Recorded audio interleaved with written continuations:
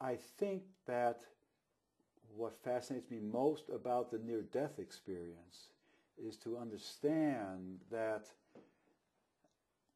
as described by them, you know, the near-death experience of being on an operating table and then seeing the body and the procedures from above and then passing through a white light tunnel and life review and all of that, what they come back telling us is that apparently the death experience is about closing that soul connection, and that at that time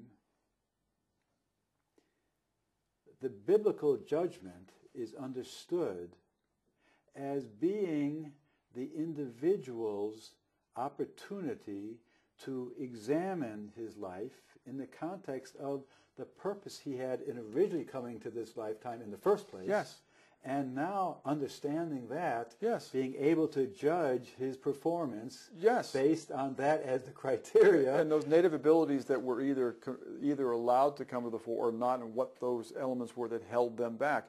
And which do you think of those elements that would hold an individual, more likely to hold an individual back? Dogmatic, certain rigid religious beliefs, or an understanding of what the purpose was in the first place. Yes. And so that the judgment is not by the guy in the sky with a book as much as the individual. You're judging yourself, because in that judgment is also immediately the planning for your next incarnation. Yes.